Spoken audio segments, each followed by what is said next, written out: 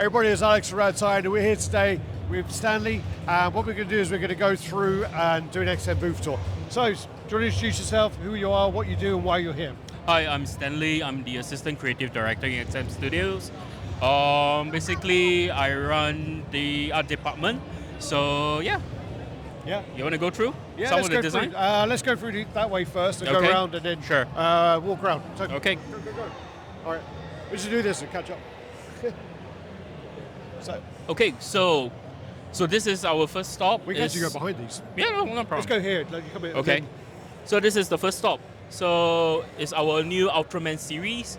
It comes in different scale. You know, as usual, we have the 60 cm, 30 cm. So this is Ultraman Z. It comes in a set of 5 actually, different forms. Okay. And you have this is Ultraman Zero. Similarly, 2 forms. This is the Wild Burst mode. Very recent, and of course this is the original look. It comes with a switch out option. Top comes off, that goes in, but of course in blue. Yeah. Yep. So and I think we want to highlight this especially. So this is the new series called the Genesis series, where the team explores That's cool. all the Kaiju's original storyline, you know, with the origins. That's why Genesis. So if you look at it, there's a good mix of classic Kaijus and the new ones, and I would think that this is really one of those designs that is pretty exclusive to XM. I think as well, because like when you have the Ultraman, the actual Ultraman, it's quite like a basic look to him, and I do like the way you did it with the original ones, where like you made it look like it was a man in a suit, and you kept that kind of natural look to it. But then I like this kind of more modern take, where the characters look like pretty badass, you know. Yeah, I mean, we really try to understand the entire story, the background, you know, of each character, and we try to explore. And for example, taking Bautan, right? His trademark is always the cloning. Yeah. So we try to incorporate that inside, and to further elaborate, you know, making him an alien.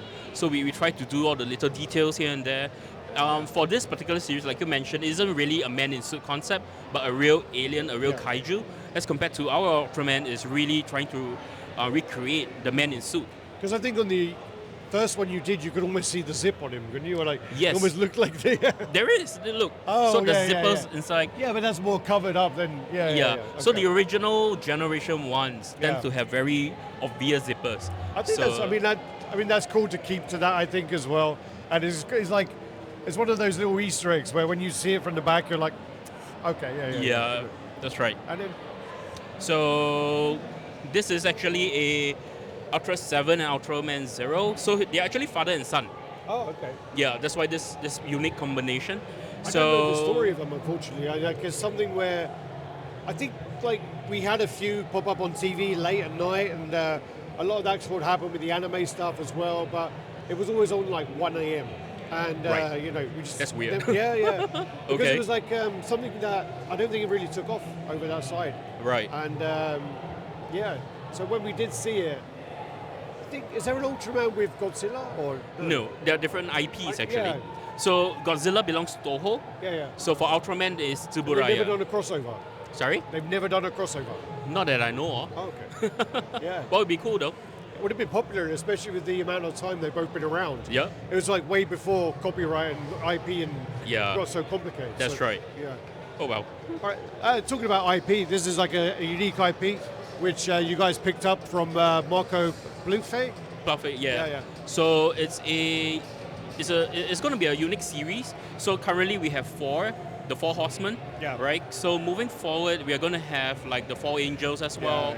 Yeah. And after that, there's even more. So we're developing the story, the I would say the Kodak, you know, of this entire world.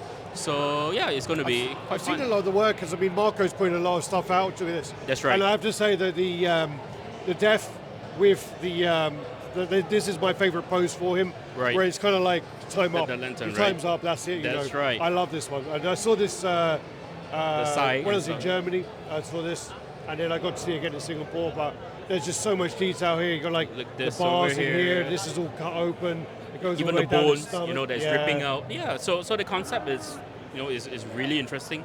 We try to explore the real interpretation of that, for example, through the eyes of a unique series like that. No, it's That's cool. right.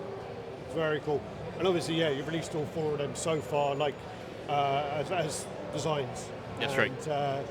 Yeah, great. Let's move over to the Dark Knights of Steel. So Dark Knights of Steel, yes. So similarly, this is a special crossover, I would say, between DC and XM.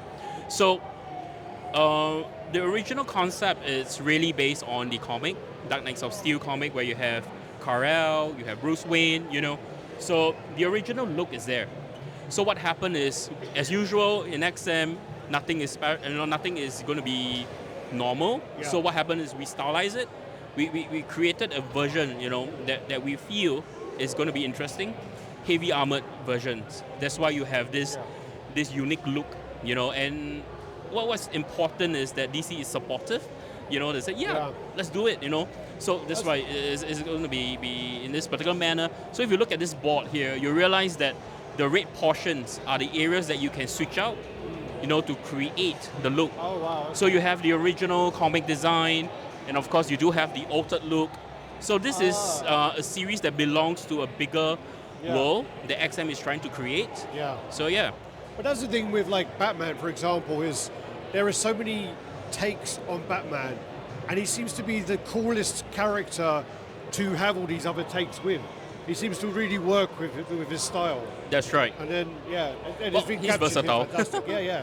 Yeah. It seems like a lot of other characters are much harder to do that with. Yeah, they're slightly more challenging, definitely, because of its unique, I would say, persona of the character. So taking Kal-El or Superman, for example, he's really powerful. To have him in an armor, for example, is a very unique take. The question would be, he really needs it, for example? Well, I think he may not need it, but it's something more about, the status, the stature. It's about also Superman wants to be accepted, and he wants to do what others are doing around him to blend in maybe a bit more. Or that could even be the clock. So I don't know, but he has got a Superman thing on that. Yeah. Anyways, by this particular head sculpt, it's going to light up later. Okay. To show. Oh, nice. Right. All right. So which way? We'll go around this way. Oh, okay. Are you okay? So now we're onto the sort of Batman samurai lines. So if we start with, because Tyler's there, we'll start with the Batgirl. Okay. So this is Batwoman. Batwoman, sorry. That's right. Batwoman. I think it was released some time back, right? Yeah. But similarly, unique character design. You have tattoos, and you even have this particular concept, of something seeping out, right? Is that like a food dog or no? So this belongs to somebody else. Scarecrow. Oh, okay. So it's a continuation, is that right? a food dog here? No. Yeah, it's kind of, it is. That's right. Right? Yeah, so I do love this this weapon particular style, And the way that she's before the holding it armor. really works with her body as well. That's right. It's great. I mean, I think I saw this last year, possibly, but it kind of was a prototype. They didn't have as many parts, and I think something was broken, so they didn't want to display it. Right. And I didn't really get to see it properly, but now seeing it put together, it's impressive. I mean, it's so impressive. The bells, and even the skin tone, if you look at it. Yeah. So Batwoman is known to have very pale skin tones. Yeah. Similarly for this, we kept it. So these are some of the unique parts of it that we pull it back, ensuring that the character is still relevant to the original. I think she thinks she's pretty one of the. She's up there. She's up there for sure. That's right. Yeah. Wow. Then we come across to Killer Croc. That's right. So Killer Croc, as usual, lots of switch out parts, and you realize that over here is actually all the katanas of the various samurai family. So he collects. So he's like a scavenger. The whole concept, is scavenger. The brute. So things that the weapons that he carries is very raw, and the aggressive pose that he have. Yeah. So these are actually real fabric, wood. So the setting as well, definitely is on water, based on a swarm. Yeah, that's right. And what about like this kind of creature here? So it's a Japanese reference to watertight mythological creatures, So it's a reference back to this. So as you know, this entire world is created in a very mythical yet, I would say modern, neo type of look. So we tried to put in elements inside to Do you help. feel like as the lines kind of come along, you've kind of tightened up on that lure a bit, and you've kind of made it a bit more coherent, like kind of like consistent along the That's way? right. Yeah. So later on, when we look at the new piece, it's actually the one piece that will tie the entire concept together and explain certain things. So during then, when we first developed this, we didn't really mention a lot of Yeah. why Batman looks in a certain way, why is the villains looking another. So this particular piece is, one that will hopefully tie everything together and explain, as well as to basically show the collectors that the world that we're going to expand. That's right. I mean, it would be great if you guys could do like a graphic novel with it all. I mean, like to explain it all. That would be cool. we can get DC to publish that, right? Yeah. And then we got the Riddler here as well. Yep, Riddler definitely one of the cleverest, the most intelligent character around. So that's why he's being depicted more like a monk, kind of warrior monk. And of course you have the chest, the black and white chest. So it's really to showcase his intelligence, as well as him being very crafty. Yeah, that's why the fox is there. That's the right, the crafty fox is side, there. yeah. That's right, and it's like a deal, when he's seated like that. It's like we're trying to represent it, show it like, is he trying to strike a deal with somebody? Yeah. Is he trying to solve some riddles in order to get something out of him? So yeah, that's the idea. I mean, like that's the thing as well with like I started playing Ghosts of Tsushima recently, Right. And there's the foxes in that, so it is quite like strong in the sort of Japanese mythology, like with Yes, that. that's right. And So that there's a kind of lot of connection. reference back to the original. So like for example, our Orochi Joker.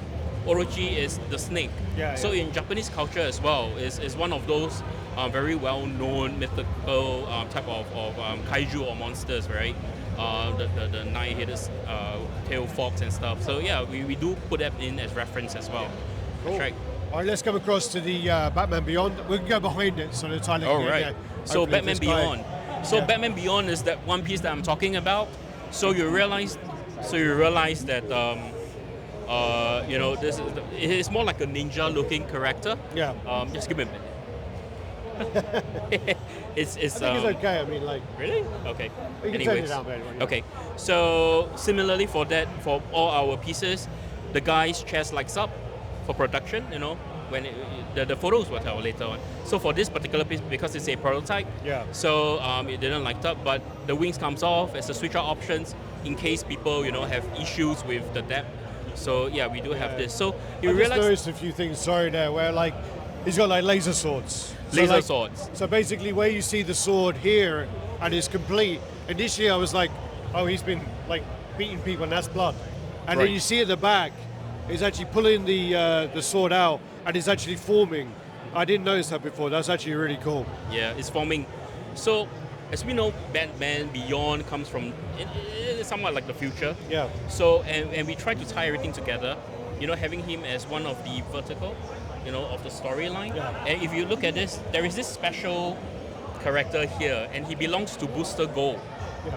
the machine. Okay. So the base is actually a portal. We are trying to represent, to showcase that portal where he comes out from it.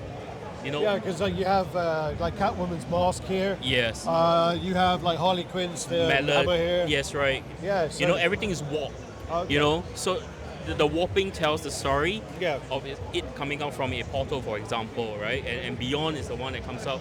So technology is brought forward from the future to the past, for example, where that's how the Bat family has all these very cool gadgets, Yeah. no doubt in Japanese armor and stuff. So Also, I love the look on this with the Omni mask.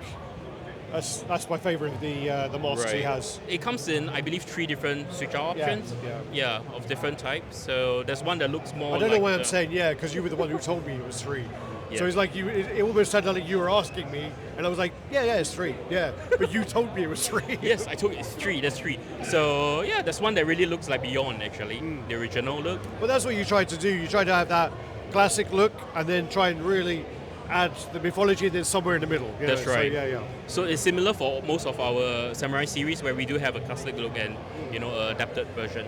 Okay. That's right. And then move across to this as well. Which is So- the Bat Family 1/6 scale. That's right, new scale. Oh, you swapped them over. Yeah, I swap it. So this thing is swappable. You take him out, you can put it on. So 1/6, the entire series, the Bat family, everyone is there. Is this going to be an order of one piece, or is this going to be individual statues? It's going to be one piece. It's a complete diorama. Okay. Yep. So And then, like, is there going to be an option where you can have separate bases for each piece, or no? Or it's just this is how currently it is, no. and that's- It's just one whole gigantic family piece. So Okay. yeah, because sometimes when we break it up, it may not necessarily be joining it perfectly. Yeah, you have gaps and I stuff. know I've been like more a separate base, but I do think then, because of the way it's set up, you may lose the composition and stuff as well. Yeah, that's definitely one of Yeah. those considerations. And because of this, we may have a 1/6 series. Oh, Yeah, okay. 1/6 line, for example. Yeah. I did actually say that to Ben like 2 years ago, but I'm not going to get involved with this right now. I said 2 years ago you should have a museum line, 1/6 scale, Batman Samurai line, and it would sell Right. like hotcakes. Yeah, I literally would. I believe Because so. there's so many. So yeah, we're doing it now. Yeah. Okay. Yeah. All right. Which? Yes, I mean, as of now, we are showcasing it as a whole, right? So towards the end, when the pre-order starts, I mean that depends on how we want to sell it. Is it going to be a companion piece like that? I mean, with the switch out, outs, or is it going to be sold as a special set A, set B? Okay. So yeah, but we are planning as well to have another version, which is the villains as well. So yeah, That'll be. so yeah, the villains. Yeah. So, Tyler's off camera talking, saying there'll be a rogues piece as well. Yeah. So I don't think we can hear you. So. So just to let But you then know, also you have we're to planning. bear That's in mind that the rogues piece is probably going to be twice the size because they're all Yes. quite big. You have been all right, there. For how do we get example. around to the other side then? Right. Best way. Okay. So We can start over the suit up. All right. And then work around. This is one again where the pictures that you guys put out were pretty bad. The pre-order you put out are really Okay. the render weren't great. And then you see, well, Tyler done some fantastic pictures. You see it in person and you're just like, holy fuck, this is absolutely amazing. And this, like, I really didn't want to be like the person to go, oh yeah, it's the definitive Iron Man and this, but I do It is think the that's the Iron Man, case. yeah. I do think that's the case. I think it's a really, really well done piece. Thank you. I think that like when you see it, it's just like, wow. And it's a centerpiece. All of this stuff going on here is absolutely That's amazing. right. The storytelling, Yeah. the It's base. just- and also then the swap out of having the full outfit, which I don't know. I mean, I think it works really well here with the pieces like this Mm-hmm. and the detail. So like when you get in close, like Tyler took some pictures of like here behind the mask. That's right. It's just so much going on. I mean, And like, even each arm is movable. It's posable, for Yeah. example. Yeah. So I said that because like with like the Iron Spider, where it's probably going to be like those where Yeah, the you tighten claws, them right? Yes. and then you can like position it where you kind of want to have it. If you want to have it closer, doesn't have as much space, then you can do that and tighten it there. But That's right. yeah, it's really cool. And in fact, we do have switch out options for this. Yeah. So for people who don't really want to or space constraint, you can take this out. You can fit it without the arms, for Yeah. example. So Yeah. yeah, even the base can be removed. Yeah, so this whole part comes out. Yeah, this whole this part drops comes down. down, that's And then right. you have the suited version in there. Yeah, So that's yeah. I think a version B version. Yeah. That's A. A. Yeah, they do it the weird way. A is the one with the Everything? less pods. B is the one with everything. Okay. Or is it the? I think A is the Well, one. let's check it out. Okay. But anyways. I bet your money on it. I love it. It actually says here B. Yeah, B is the one with everything. So B is the one with everything. So. I used to work for Exit, Yeah, I know. Of course, I know. Let's move over to the war tank. Obviously, right. we've seen this piece hundreds of times. Yep. But again, it is always so impressive to see. It's huge, yeah. This is a centerpiece. This is up there as one of XM's top 5 pieces easily. And one of the big things was like, you want to come around this way or you can't? Or yeah. One of the big things about this one was like when it was kind of announced, when it was like, oh yeah, this is going to be companion piece for Hulkbuster, whatever else. It was always, is it going to compare? Is it going to compare? Right. And when you see them both together in the gallery, you can see the evolution of how the asphalt's been improved. Yep. And then everything's been improved. The details are so much more intricate, but I still think it's done in a way where it doesn't overshadow the other piece, because that could easily be done as well. Yep. But they still look fantastic together. But That's right. Yeah, there's enough of me talking. Sorry. Well, tell me a little bit about this then. Well, it is what you see, right? Yeah. So, like you mentioned, you know, I think it's really a companion piece, but not a piece to overshadow anything. Yeah. So, I mean, to start off, I think War Machine is a very interesting character. Yeah. You know, he's on his own. So to have something like that, I think it's pretty impressive, right? And furthermore, to work with Eddie. Also, to create something that wasn't in the comic before. That's right. And I believe they made it in the comic after. That I'm not too sure. I don't want to comment about that. Timeline-wise, Yeah, potentially. Yeah. That is impressive. It is That's very right. impressive. And, Lots of fun things going on here, you know. and then obviously, for people who don't know, this lifts up and goes inside, that. yeah. So, yeah, and then also these, they come off, they go Yes, on they there. do attach. One to the arm, another to the legs. It's crazy. So, Yeah. So everything goes there. So, yeah, and Lights up. It lights up. Pulses. Makes Sorry? you coffee in the morning. Makes coffee, you know, I don't know, maybe he plays music as well. No, but so I think it's pretty fun. All right, let's move across to Loki.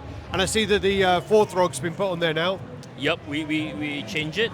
So this comes with two different portraits, two different set of arms. So of course you have a very special friend here, Tall I Frog. like that. I like the fourth rog. Yeah. That's really cool. So there's another arm that is actually pointing. Okay. Yeah, and he's looking towards that. So yeah. And whose sword is this then? Sorry? You know, the sword.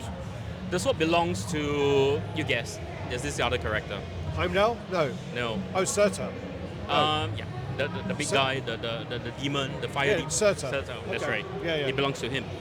Yeah. Yeah. So I mean, it's a very straightforward piece. Yeah. You know, it's to really showcase the character. It's more classic as well. Yeah, it's a classic Yeah. look. Well, it is called classic series, so yeah. It's a classic series, yeah. But what happened is all the details, you know, we try to freshen him up, you know, making him relevant. But what's important is actually the face. If you look at it, the paint is nice, you know, it has that unique smirk on it, right? Yeah. So if you have to look at it, I know the pictures aren't the best. It's something. Well, I mean, like, because the lighting's not great, it's really hard to take pictures of it. Yeah. And then everyone's running around taking pictures with their phone, like Yeah, that's right, you know. But if you look at it, as a zooming whole- in, flashes on, whatever. Yeah. yeah, but actually looks good. Yeah. Yeah, it's huge. We'll move over to the SpiderMan Carnage. So it's Absolute Carnage Squad Scout. Yep. And this is from the new kind of comics here. Very like loads of things going on the base here. You've got all the spiral head carnages. That's right. And from that storyline, I haven't actually read that storyline. Okay. Probably want someone like Jem to tell me about it, but yeah, I don't know.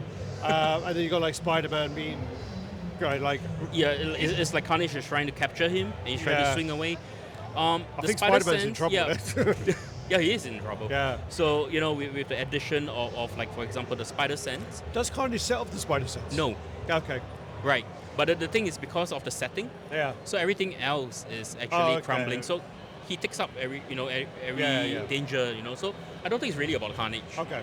Yep. So yeah, but what's But important? you can swap out that part anyway. So. Yeah. Anyways, yeah, you can just remove it. So yeah, but I think it's a one of those pieces that really showcases, you know, Spider-Man's ability, agile. Yeah. Yeah, no, it's dynamic as well. So Yeah, it is.